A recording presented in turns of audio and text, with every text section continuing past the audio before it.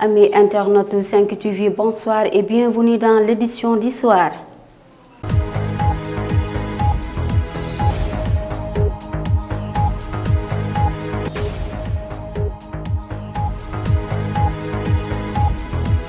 Face à la presse jeudi passé, le président du comité de suivi force Covid-19, le général François Ndiaye, nie l'existence de perdium pour les membres du comité, mais dans le projet de budget prévisionnel de fonctionnement du comité pour une période de 6 mois, il est bel et bien inscrit la somme de 107 millions de francs CFA sur la rubrique indemnité de session des membres du comité, motivation des membres de l'état-major, autres prestations en plus de 17 400 000 francs CFA pour les frais de mission et de transport pour les membres du comité.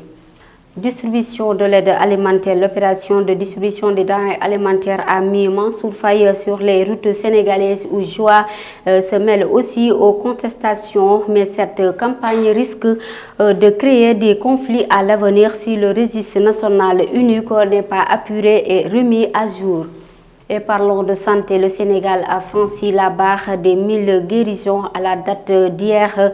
La région de Ziguinchor a enregistré 13 guérisons, Touba 8 guéris, la région de Thiès 11. Des malades sont aussi sortis d'hôpital à Dakar, à Kaolack et à Kolda. Ici au Sénégal, ce samedi, 145 cas ont été déclarés positifs, dont 99 cas contacts, 27 cas importés à l'aéroport Blaise Diagne, 19 cas issus de la transmission communautaire, 128 guéris, 22 cas graves et 4 décès.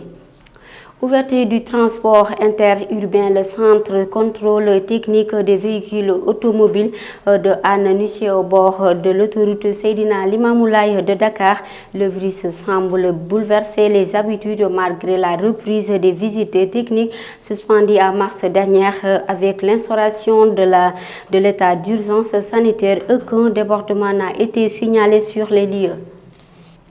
Et nous parlons de procès des mineurs incriminés dans l'affaire des vidéos obscènes tournées au Maristes à Sacré-Cœur.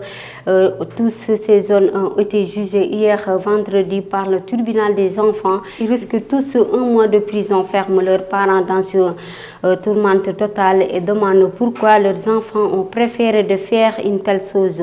Aide au secteur de la culture face aux impacts du coronavirus. Un appui de 3 millions de francs CFA a été destiné aux danseurs et danseuses de la banlieue dakaroise, mais ces dernières crassent sur les 50 millions dérisoires d'Abdoulaye Diop. Selon les infos du journal, le ministre de la Culture et de la Communication a affecté 150 millions au sous-secteur de la culture qui a rejeté cette enveloppe dérision.